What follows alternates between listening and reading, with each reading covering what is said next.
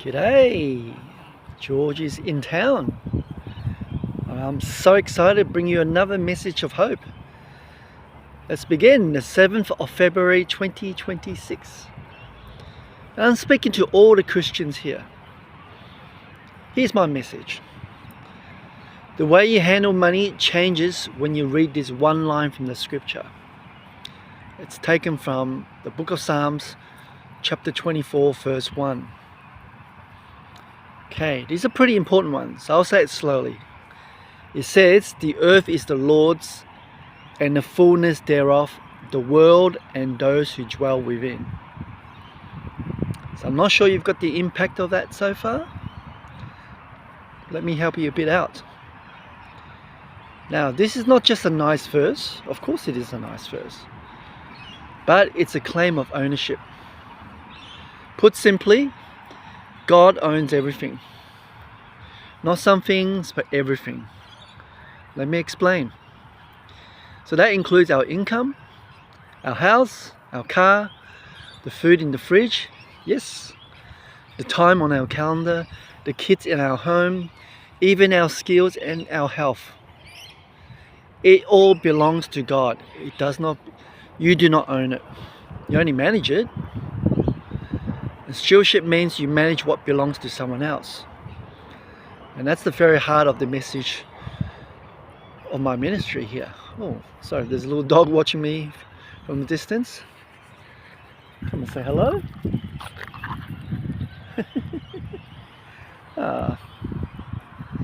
Okay.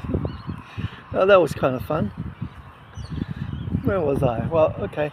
If God owns it all, then your money choices becomes trust choices. Trust. And an owner asks, "What do I want?" But a manager asks, "What does the owner want done?" You see the dynamics there? That one change can calm a lot of money stress because you stop carrying a weight you were never meant to carry. If that line feels hard, you're not alone. Stewardship often starts right where control ends. Okay, so let's talk about what this change for a family, Christian family right now. First, I hope it changes spending. Spending becomes a values test. Not just, oh, can we afford it? But should also be, should we give money to it? Okay, so it makes you think. Hopefully, before you buy, ask, does this match the kind of life we say we want to live as a family? My second point, it changes savings, the way you look at it. Because saving is wise. Saving helps you prepare, and saving can protect your family. The opposite, hoarding, comes from fear. And I believe a steward saves to prepare, not to hide. Third point, it changes debt. Okay, be very careful here. Debt can become a chain fast. Right? Not every debt choice is the same, but every debt choice needs honesty. And a steward counts the cost and keeps freedom in view. Good point. Speaking of point, we'll get to number 4. It changes giving. Giving stops being a loss. It becomes a return of what is already God's. Now, I want to give you 3 quick stewardship questions you can use for any purchase, big or small. Doesn't matter. So the first question, is this a need or a really wise want or an impulse? We've all gone through it before, okay?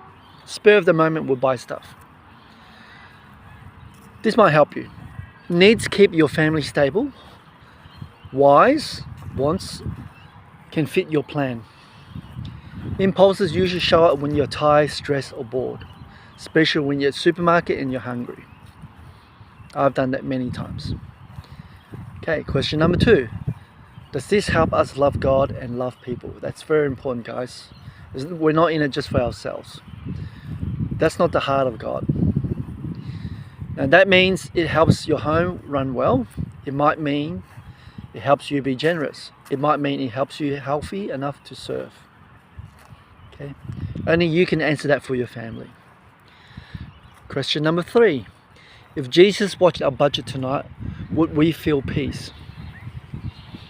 That's a pretty heavy question, isn't it? So it's not about pride, no shame. I'm talking about peace.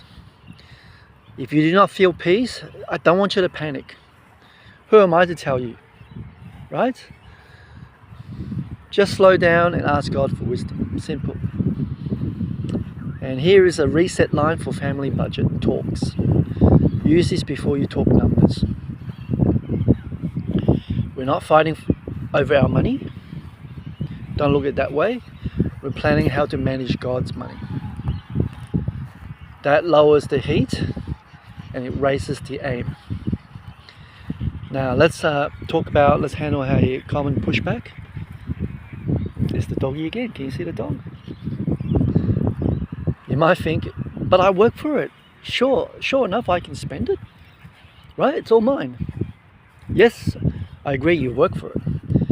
And God gave us strength, our breath, time, skill, and open doors of opportunity for us. And I'm pretty confident God still wants you to enjoy the fruits of your labor.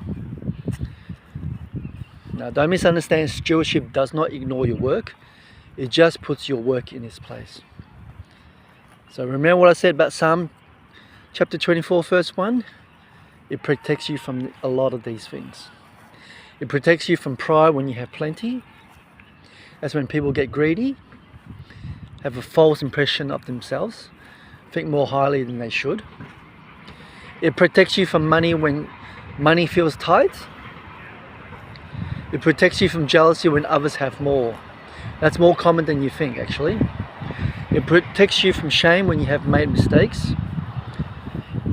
Because ownership stays the same in every season. That's God's and not yours, okay? Alright, if this is helpful, please hit the like button.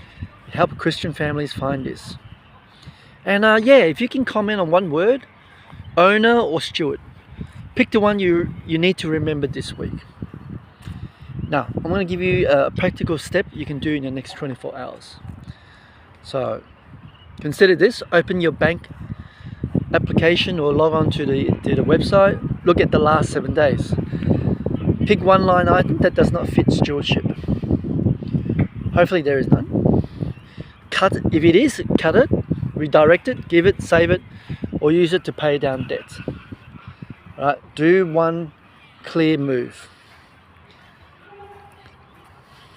I keep repeating about Psalm 24 verse 1.